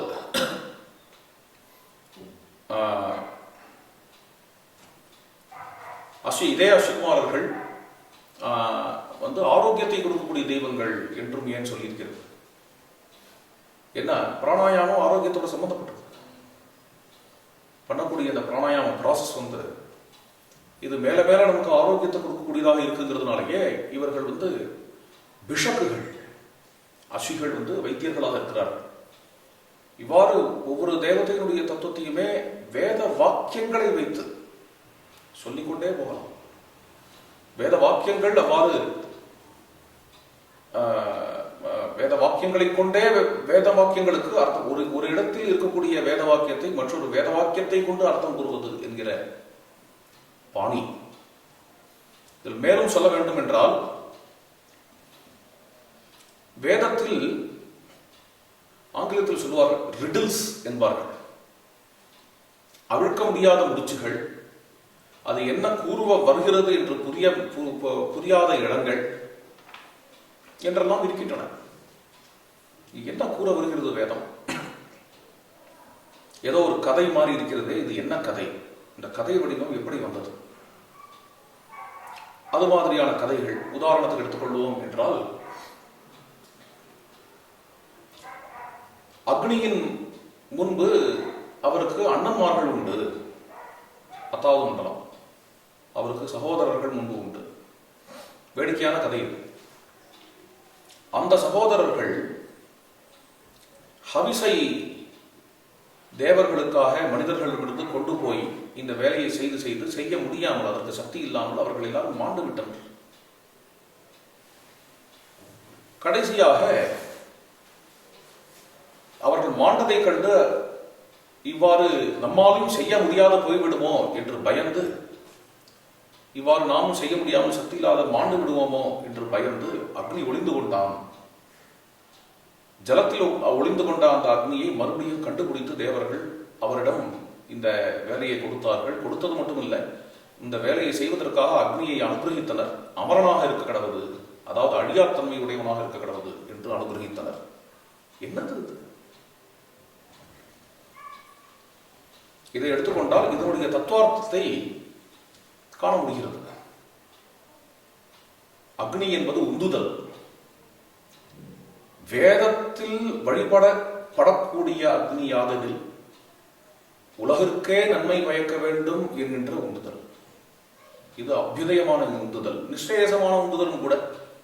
ஆன்மாவை நோக்கிய வேட்கை, அதையும் வைத்துக் கொள்ளலாம். உலகமே க்ஷேமமாக இருக்க வேண்டும் என்கின்ற உந்துதல், இது அக்னி. இந்த அக்னிதான் தேவர்களுக்காக ஹவிசை கொண்டு போவதற்கான சக்தி உடைய அக்னி. அது என்னது? தேவர்களுக்காக ஹவிசு கொண்டு போய், எப்போ அக்னிக்கு இப்படி ஒரு தத்துவார்த்தம் கூறுகிறீர்களோ அப்படி தேவர்களுக்கு ஹவிசு கொண்டு போவதும் தத்துவார்த்தமாகத்தான் இருக்க முடியும். தேவர்கள் யார்? இப்பொழுது கூறினேன் அல்லவா, ஆத்தியாத்மிகமாக நம்முடைய ஹிருதய பூமியில் நம்முடைய நெகட்டிவ் ஃபோர்சஸ், இந்த சோம்பேறித்தனம், இந்த தமசு, இவைகளை அடித்து வீழ்த்தக்கூடிய இந்திரன், பிராணமாக இருக்கக்கூடிய வாயு, ரிதமாக இருக்கக்கூடிய வருணம், இது மாதிரியான தேவதைகள் நம்முடைய ஹிருதய குகையில் இருக்கின்றன. அவர்களை வெளிப்படுத்தி கொண்டு வருவதற்கு, அவர்களை உணர்வதற்கு நமக்கு முதலில் அடிப்படையாக அக்னியின் துணை வரும். உலகம் முழுவதும் க்ஷேமமாக இருக்கட்டும் என்கின்ற உந்துதல், அந்த உந்துதலின் துணை வரும். அந்த உந்துதல் தான் அக்னி என்றால், அந்த உந்துதலின் அண்ணன்மார்களாக யார் யார் இருந்திருப்பார்கள்? ஏன் அவர்கள் வாழ்ந்தார்கள்? அந்த உந்துதலை கிளப்ப வேண்டும். உலகம் முழுவதும் க்ஷேமமாக இருக்க வேண்டும் என்கின்ற உந்துதலை கிளப்ப வேண்டும். கிளப்ப வேண்டும் என்னும் பொழுது எப்படி கிளப்புவது? ஹவிசுகளை கொடுத்து. இங்கு ஹவிசு எது? இங்கு ஹவிசு எது? இங்கு பாவனை தான் ஹவிசு. உலகம் முழுவதும் க்ஷேமமாக இருக்க வேண்டும் என்ற அடிப்படை உந்துதலை ஒட்டிய எண்ணங்கள் ஹவிசு, செயல்பாடுகள் சமித்து. இந்த எண்ணங்களாகிய ஹவிசுகளையும் கிருதத்தையும் செயல்பாடுகளாகிய சமித்துக்களையும் இவைகளை அந்த ஹிருதயத்தில் உள்ள உலகமே க்ஷேமமாக இருக்க வேண்டும் என்ற உந்துதலாகிய அக்னிக்கு சமர்ப்பிப்பதன் மூலம் இந்த அக்னி அந்த ஹவிசுகளை வாங்கி உள்ளே இருக்கக்கூடிய அந்த தேவர்களுக்கு சமர்ப்பிக்கிறது.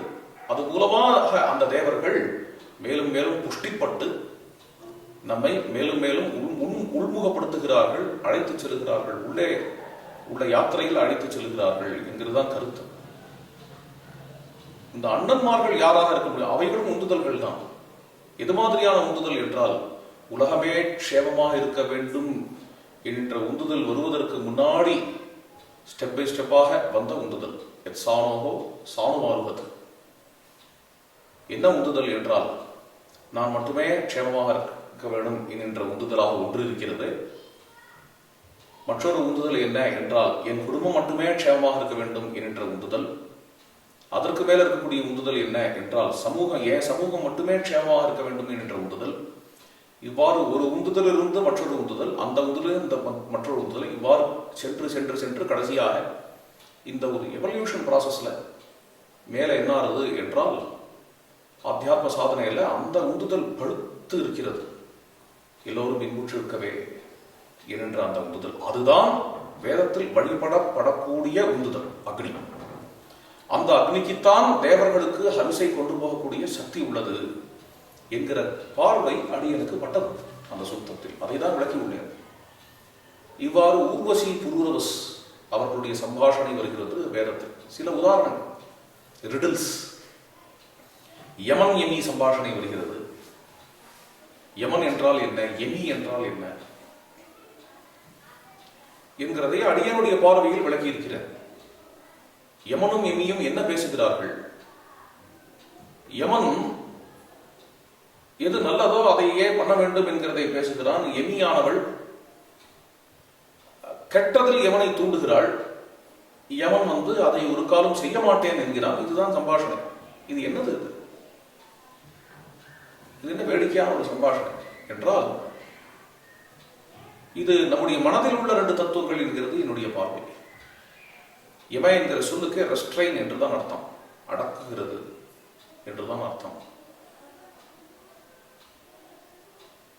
அந்த ஒரு அடக்கும் செயல், அதாவது யம நியமங்கிறான் சொல்றோம் இல்லையா, யோக சாஸ்திரத்துல யம நியமம் இதெல்லாமே யம நியமாதி தேவதை தான் யமனே, சாட்சாத் யமனே. டிசிப்ளின் அப்படின்னு சொல்லலாம். அடக்குதல். எதை அடக்குதல் என்றால், மேலே கடப்பக்கூடிய எல்லாரையும் உபத்திரவம் செய்ய வேண்டும், கட்டி ஆள வேண்டும், எல்லாத்தையும் நான் ஒத்தன் தான் உலகத்திலேயே ராஜா, மத்தவன் தான் அமுக்க வேண்டும் என்ற மாதிரியான அந்த எண்ணங்களை கட்டி ஆளுவது, அதுதான் யமம்.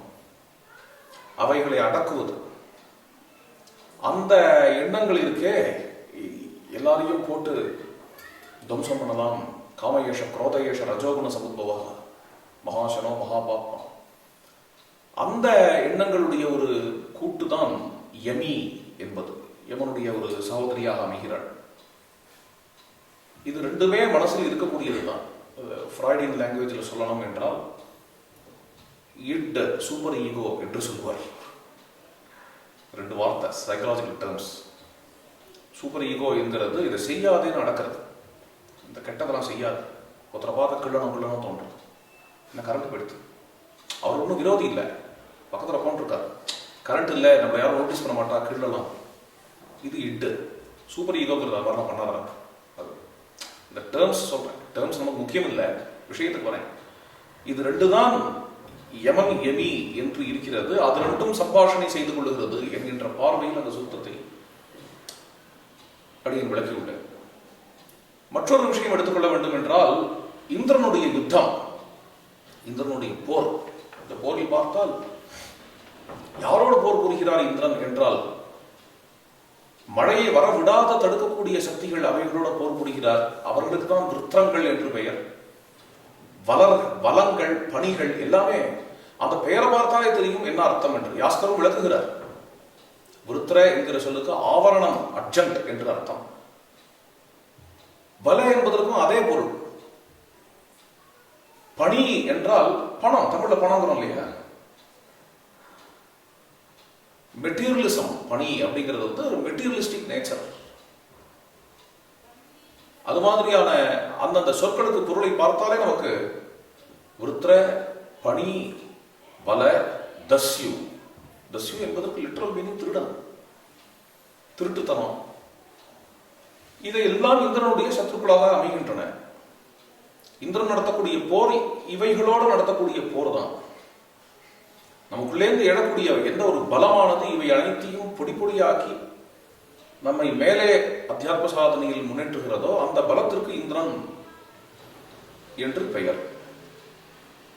அது என்ன ஆகுது என்றால், அது நம்முடைய பொட்டன்ஷியல்ஸ், அவைகளை பசுக்களாக வர்ணிக்கிறது வேதம். அந்த பசுக்களை கொண்டு போய் குகையில் அடைத்து விட்டார்கள் இந்த தஸ்யுக்கள், பணிகள். அந்த பசுக்களை மீட்க வேண்டும். இது எல்லாமே சிம்பாலிக். சிம்பாலிக்கிறது என்னோட கற்பனை இல்லை, வேத வாக்கியம் அந்த மாதிரி இருக்கு. உதாரணத்துக்கு சொல்லணும்னா, பிருகஸ்பதி தமசி ஜோதி சன் என்ற மந்திரத்தை பார்த்தேன்னா, இருட்டுல ஜோதியை தேடினார், ஜோதியாகிய பசுவை தேடினார் ஒருத்தங்க. கௌஹுங்கிற சொல்லுக்கு ஜோதின்னு ஒரு அர்த்தம், மாடுன்னு ஒரு அர்த்தம். அதனால வேதம் அதை வச்சு பண் பண்றது. சில சமயம் என்ன அப்படின்னா, சோமம் அப்படிங்கிறது ரசனையினுடைய தேவத்தை, அதையும் சொல்லுகிறது. விருத்திரர்கள் அந்த ரசனையை உள்ளே போட்டு அடைத்தார்கள், பசுவை விட்டுடுத்தாங்க. அஸ்னாபினத்தம் மது பரியபஷ்யது, ரசனையை உள்ளே கொண்டு, மாதுரியத்தை உள்ளே கொண்டு வந்து அடைத்தார்கள். அதை உடைத்து இந்திரன் வெளிப்படுத்தினான். என்ன, மேல இருக்கக்கூடிய அர்ஜென்ட்டை உடைத்து உள்ளே இருக்கக்கூடிய மாதுரியத்தை வெளிப்படுத்தினான். இன்னொரு இடத்துல வருது, தஸ்யுக்கள் பொய்யை கொண்டு போய் உள்ளே அடைத்தார்கள். பொய்ங்கிறன, உண்மையை கொண்டு போய் உள்ளே அடைத்தார்கள். பொய்யால் அதை கவர்ந்தார்கள். அப்பொழுது இந்திரன் வந்து பொய்யை உடைத்து உள்ளே இருக்கக்கூடிய உண்மையை வெளிப்படுத்தினான். அப்போ இது வந்து வெறும் மாட்டை கொண்டு போய் எங்கேயும் அடைக்கிறது இல்லை. இப்போ உதாரணத்துக்கு சொல்லணும்னா ரிதவானஹா பிரதிச்சக்ஷ அனுதா புனஹா, இதெல்லாம் மந்திரம். சத்தியத்தை துணையாக கொண்டவர்கள் அனுதம், அனுதம்னா பொய்யாக இருக்கக்கூடிய ஆவரணத்தை உடைத்து அந்த ரிஷிகள் உடைக்கிறதா வருது. விருத்தனை வதம் பண்ணணும்னா இந்திரன் தான் வதம் பண்ணணுங்கிறது இல்லை. சில சமயம் ரிஷிகளே வதம் பண்ணிடுவா. சில சமயம் பார்த்தா சோமன் தினமுமே விருத்தனை வதம் பண்றான்னு ஒரு மந்திரம் வரும். பிரதிதினம் சோமன் வந்து விருத்தனை வதம் பண்றான் என்கின்ற மந்திரமும் வருது. இவ்வாறெல்லாம் வருது. விருத்திரர்கள் பல, அதுவும் நபும்சகலிங்கம், நியூட்ரல் ஜெண்டர். விருத்ராணி இந்திரோ விருத்ராணி ஜங்கனது, அன்றன்றைக்கும் எழுந்துட்டு இருக்கிற விருத்திரர்கள், அதை பத்தி பேசுறது வேதம். எக்காரவே தசவிருத்ராணி ரிஷா சொல்லுவா வாழலாம். ரிக்வேதிக் டெக்ஸ்ட் ரிசர்ச் பண்றோம் அப்படின்னுட்டு இந்த காலத்துல ரிக்வேதம் வந்து 10 ராஜாக்களோட வார பத்தி சொல்லியிருக்கு. ஏன்னா அங்க தசராஜானதான் வாக்கியம் இருக்கு. தசராஜானா 10 ராஜாக்களோட யுத்தம், 10 ராஜா தசராக்கியா வார் அப்படின்னு பெருசா கொண்டாடுவா, சொல்லுவா. இந்த 10 ராஜா யார் யாரெல்லாம் இருக்கலாம் அப்படின்னு தான் ஒரு கற்பனை பண்ணுவா.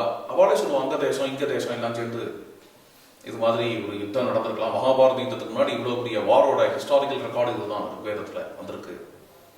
அதனால இது ரொம்ப முக்கியமான சிக்னிஃபிகண்டான விஷயம் இது.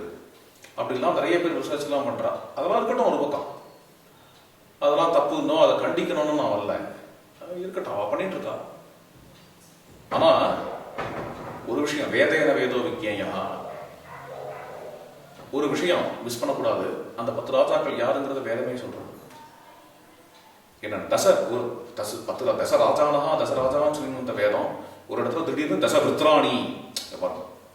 எத்காரவே தசவிருத்ராணி அப்பிரதி பர்ஹிஷ்மதே நீ சஹசிராணி பர்ஹயா. அப்போ 10 விருத்திரங்கள். அடுத்து அந்த 10 விருத்திரங்களுடைய ஸ்ட்ரீம்ஸ், அது நீ சஹசிராணி. அடுத்தது 10 ராஜாக்கள்னு சொல்லி போன வேதம் திடீர்னு 10 விருத்திரங்கள்னு சொல்றது. அதுக்கு என்ன அர்த்தம்? அப்போ அந்த ராஜாக்கள் இந்த 10 விருத்திரங்கள் தான். ராஜாங்கிறது கிங் அப்படிங்கிற அர்த்தத்துல வேதம் இங்க சொல்லித்தா. ஏதோ வெளிப்படையா பெருஃபரலா அப்படி சொல்லி இருக்க கூடும், அது விஷயம் இல்லை. சொல்லித்தா சொல்லியாங்கிற டிபேட்டுக்கு நான் போல. ஆனா அதோட ஆழமான அர்த்தம் விவட்சை வேறு. அதோட விவட்சை என்ன அப்படின்னு விருத்திரங்களை தான் சொல்றது. விருத்திரங்களை தான் சொல்றது. இன்னும் சொல்ல போனோம்னா ரிக்வேத சம்ஹிதாவில் முழு கிரந்தத்திலையும் எங்கேயுமே எந்த ஒரு ராஜ்யத்தோட பெயரும் வரவில்லை. ஒரு நகரத்தினுடையவோ ஒரு ஊருடையவோ பெயரை காண முடியாது ரிக்வேத சங்கீதால. வேதம் வந்து பெரிய எம்பரர்ஸை பத்திலாம் பேசுமா அப்படிங்கிறதே எனக்கு ரிக்வேதத்தை பொறுத்த வரைக்கும், ரிக்வேத சங்கீதாவை பொறுத்த வரைக்கும் அது சந்தேகம் தான். இந்த தசராஜானஹா அப்படிங்கிறது வந்து 10 விருத்திரர்கள் என்று எடுத்துக்கொள்வது ரொம்பவே, தச விருத்திராணின் வேதமே காட்டுறதுனால. தச விருத்திர அப்படின்னா ஆவரணம்னு சொல்லிவிட்டு, அர்ஜென்ட்னு சொல்லிட்டு 10 ஆவரணங்கிறது என்னவா இருக்கலாம் சொல்லுங்களேன், நீங்களே சொல்லுங்களேன். 10 வேற என்னவா இருக்கு? 10 இந்திரியங்கள் தான். 10 இந்திரியங்கள் தான் 10 ஆவரணமா இருக்கணும். வெளிப்படையா வேதம் வந்து தச விருத்திராணிங்கிறது 10 இந்திரியம் தான் அடிச்சு பேசுறதான பேசல. வேற எதுதான் ஆவரணமா இருக்க முடியும் சொல்லுங்க நீங்க? 10ங்கிற கணக்குக்கு வேற எதுதான் இருக்க முடியும்? அதனால இந்திரியங்கள் அப்படின்னு எடுத்துட்டு இருக்கேன். ஏன்னா இந்திரியங்களை பத்தி பேசுற மந்திரங்கள்லாம் இருக்கு வேத சங்கீதால, இல்லாத போனாலும் அப்புறம் பார்த்தீங்கன்னா இருக்கு. உங்களுக்கு வந்து தைத்திரிய ஆரண்யகத்துல இதுல மேற்கொண்டு 10 இந்திரியங்களை பத்தி பேசக்கூடிய வாக்கியங்கள்லாம் நிறையவே இருக்கு. அதை வந்து ரிக்வேத சங்கீதாவுல தச இந்திரியங்கிறது தச விருத்திரம்னு சொல்றது அப்படிங்கிற அபிப்பிராயத்தை தெரிவிச்சிருக்கு. இதெல்லாம் ஒரு உதாரணத்துக்கு சொல்லிட்டு போறேன். அது மாதிரி புஜ்ஜுவை காப்பாத்தினா அஸ்விகள் அப்படின்னு ஒரு விஷயம் வருது. புஜ்ஜு வந்து அடிக்கடி வரும். புஜ்ஜு சமுத்திரத்தில் முழுகிட்டான், திண்டாடினான். அப்போ அஸ்விகுமார்கள் வந்து ஒரு படகு எடுத்துக்கொண்டு போய் அந்த புஜ்ஜுவை காப்பாத்தினார்கள் என்கின்ற வாக்கியம். அந்த சமுத்திரம் இது, அந்த சமுத்திரத்தில் புஜ்ஜு மாட்டின்னு இருக்கான் அப்படிங்கிறதுலாம் என்னைக்கோ ஒரு நாளைக்கு ஹிஸ்டாரிக்கலாக நடந்த விஷயம். அவன் ஏதோ பாவம் பிஸ்னஸ்க்கு போனான், கடல் தாண்டி போயிட்டு இருக்கான். போகும்போது அந்த புஜ்ஜியை இவா காப்பாத்திட்டா அப்படின்லாம் எடுத்துக்கலாம். நமக்கு ஆத்தியாத்மிக பார்வைக்கு நம்மளோட யோகத்துக்கு, நம்மளோட ஆன்மீக பாதையில உபயோகப்படுறதுங்கிறது என்ன? நீங்க கேட்ட இல்லையா, எப்படி நீங்க சொல்லுகிறீர்கள்? இதே சமுத்திரத்தை வந்து ஆன்மீகமா பார்த்தேன்னா ஒரு சம்சார சமுத்திரம், அதுல இருந்து புஜ்ஜுவை வந்து அஸ்விகள் உத்தாரணம் செய்தான்னு சொல்ல முடியும். சொன்னா வேதம் ஒத்துக்குவாங்கிறது பாயிண்ட். அதுதான் நீங்க கேட்டது. வேதத்துல வரதா அது மாதிரிங்கிறது விஷயம். பல இடங்கள்ல உதகத்திலேருந்து உத்தாரணம் செய்தா, ஜலத்திலேருந்து உத்தாரணம் செய்தான்னு சொல்ற வேதம் திடீர்னு சில இடங்கள்ல இதை பாருங்க, புஜ்ஜும் அம்ஹசா விவர்த்தகா நிரஸ்வினா அப்படிங்கிறது. புஜ்ஜுவை பாப்பத்திலிருந்து காப்பாற்றினார்கள், பாப்பத்துல முதக்கிற புஜ்ஜுவை உள்ளிருந்து உத்தாரணம் செய்தார்கள் என்கின்ற வார்த்தை. இன்னுமே தெளிவா சொல்றது, ஆனோ நாவா மதீனாம் யாத்தம் பாராய கந்தவே இஞ்சாதா அஸ்வினா ரதம். மதீனாம் யாத்தம் பாராய கந்தவே, மனதை கடப்பதற்காக அஸ்விகுமாரர்கள் படகை கொண்டு வந்தார்கள். மனதில் உள்ள சித்தவருத்திகள், இதுவே சமுத்திரம். இந்த சமுத்திரத்தை கடப்பதற்காக அஸ்விகள் யார் சொன்னேன், வந்து சுவாச பிரசுவாசங்கள், அதை வசீகரணம் என்ற தேவதைகள். அந்த அஸ்விகள் மனசை கடப்பதற்காக படகை கொண்டு வந்தார்கள் என்று வேதம் வெளிப்படையாக சொல்றது இல்லையா? அதுதான் இங்க விஷயம். விஸ்வான அதி விஸ்வானி துரிதாபி வர்த்தன தேனோ பத்ரேன சர்மணா யுஷ்மாக்கம் நாவா வசவா அதி விஸ்வானி துரிதாபி வர்த்தன. படகை கொண்டு வந்தது எதுக்கு அப்படின்னு, இந்த பாவங்களை கடப்பதற்காக. ஆக வாசனாமயமா நிறைய வாசனைகள்லாம் கொண்ட, சித்தவருத்திகளுடைய ஒரு உத்வேகம் கொண்ட இந்த ஒரு சமுத்திரம் இருக்கும், சித்தமாகிய சமுத்திரம். அந்த சித்தமாகிய சமுத்திரத்தை கடப்பதற்காக நமக்கு இந்த பிராண அபான வசீகரண சக்திகளாக இருக்கக்கூடிய அஸ்விகள் அந்த மூமெண்ட் ஆகிய படகை கொண்டு வந்து, இந்த கதியாகிய படகை கொண்டு வந்து காப்பாற்றுறதுங்கிறது வேதத்துல தெளிவு. இவ்வாறு ஒவ்வொரு இடத்துலையும் பார்த்தேன்னா, இதெல்லாம் வேதத்தில் உள்ள ரிடில்ஸோ. புஜ்ஜுவை காப்பாற்றுறதுக்காக படகை கொண்டு வருது. புஜ்ஜுனா போக்தா அப்படிங்கிற அர்த்தம். இந்த சம்சாரத்துல போக்தாவா இருக்கிறவன், அதுல மூழ்கி இருக்கிறவன், அவனை அஸ்விகள் வந்து எப்படி உத்தாரணம் செய்யறான், சம்சாரத்திலிருந்து உத்தாரணம் அப்படிங்கிற ஒரு ஆத்தியாத்மிகமான பொருள் அங்க வேதமே காட்டுகிறது. புஜ்ஜுங்கிறதுக்கு போக்தாங்கிற பொருள் பல இன்னும் சில இடங்கள் இருக்கு. மேல மந்திரங்களை சொல்லிட்டே போனது போலாம். புஜ்ஜுங்கிறத ப்ராப்பர் நவுனா யூஸ் பண்ணாம வெறும் போக்தாங்கிறதுக்கே யூஸ் பண்ணி சில இடங்களில் புஜ்ஜுன்னு சோமங்கிற அர்த்தமும் வருது. அது மாதிரி அர்த்தம் என்ற மந்திரங்களும் இருக்கு.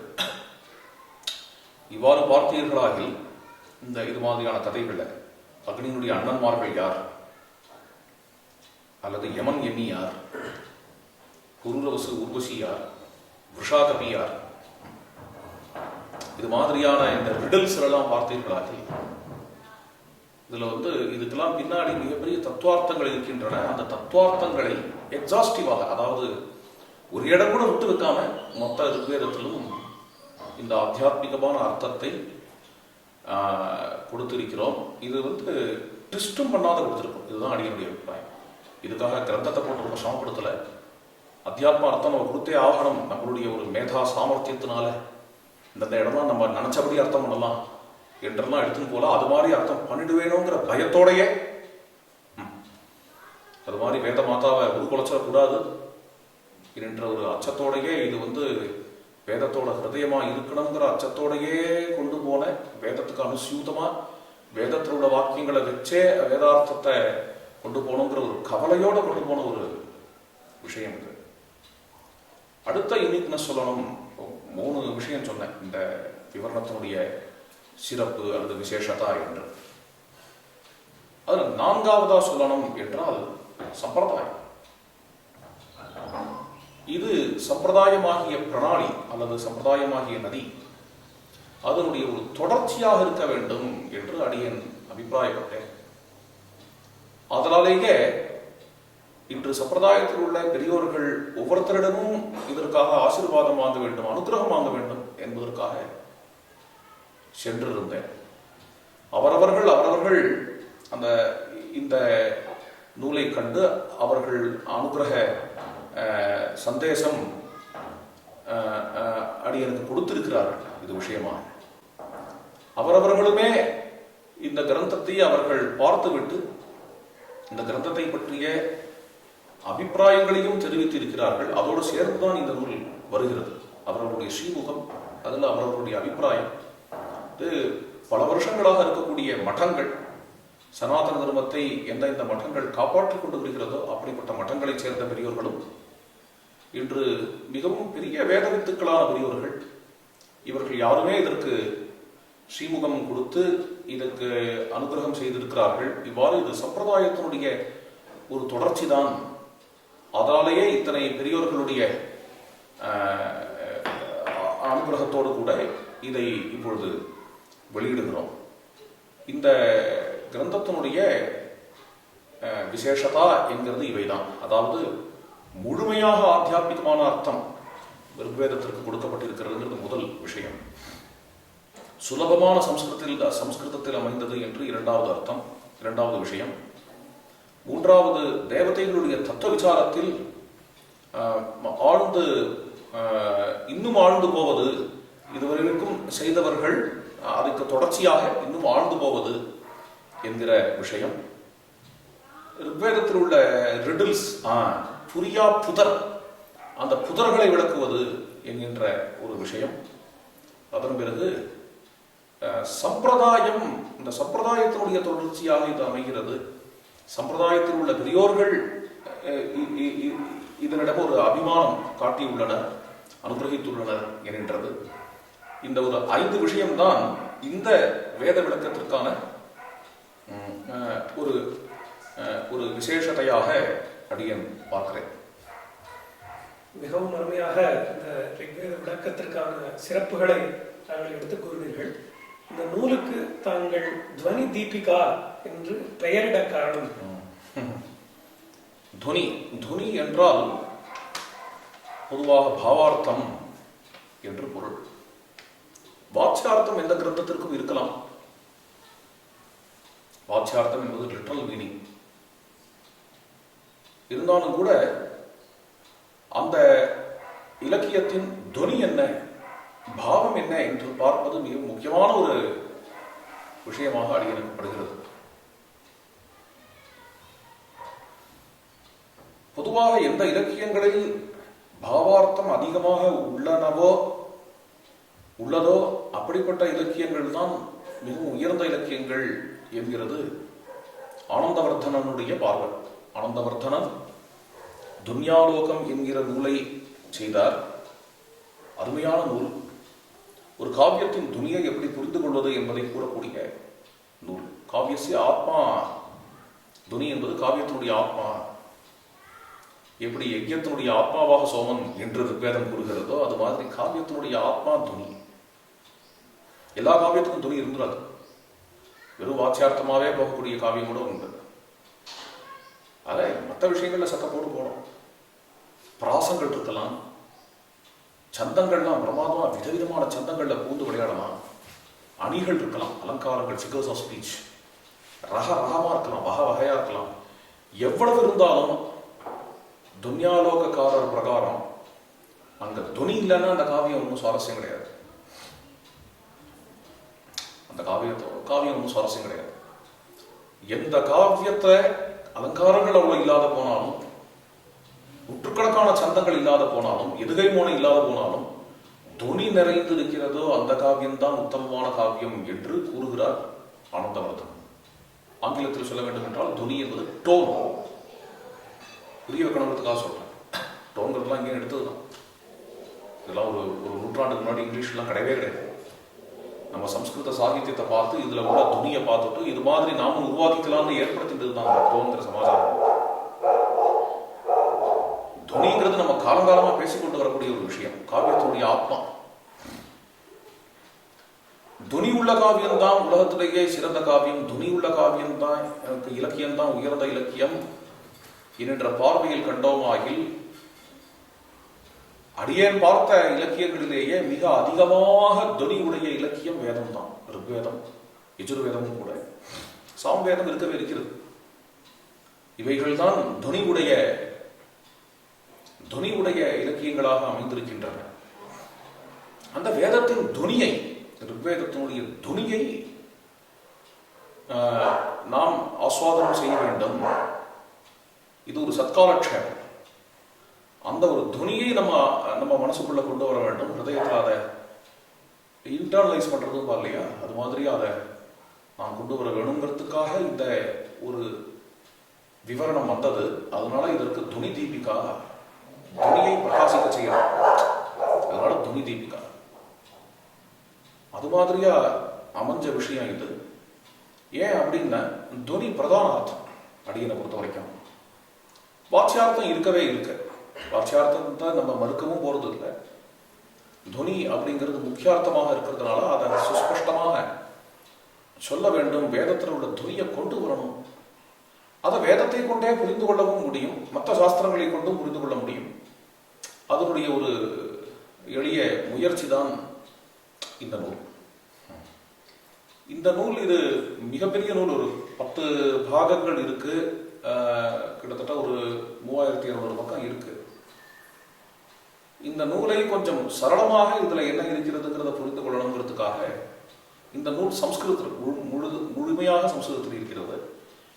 சரளமா புரிந்து கொள்ள வேணும் என்பதற்காக சுருக்கமாக சாரமாக இந்த நூலுடைய சாரம் என்ன, இந்த நூலுடைய எசன்ஸ் என்ன என்கிறதை ஒரு 200 பக்கத்தில் ஒரு சிறிய புஸ்தகமாக ஆங்கிலத்திலும் வெளியிடுகிறோம். த வேதா மை பேஷன் என்கிற தலைப்பில் ஆங்கிலத்திலும் இந்த புஸ்தகம் வர இருக்கிறது. அது சுருக்கமான புஸ்தகம். விஸ்தாரமாக போக வேண்டும் என்றால் துனி தீபிகா என்கின்ற கிரந்தம் தான். இது ஒரு 3000 சொச்சம் பக்கம் உள்ள கிரந்தமாக அமைகிறது. நன்றி. இந்த நூல் படிப்பவர்களுக்கும் வேதம் படிப்பவர்களுக்கும் ஒரு பெரிய அருள் ஆகவும் ஒரு பெரிய அனுகிரகமாகவும் அவளுக்கு நல்ல ஒரு என்லைன்மெண்ட் தரக்கூடியதாகவும் அமையும் என்பதில் ஐயமில்லை. இந்த புஸ்தக வெளியீட்டுக்காக நாங்கள் எல்லாரும் பிரார்த்திக்கிறோம். சீதாராம். நன்றி.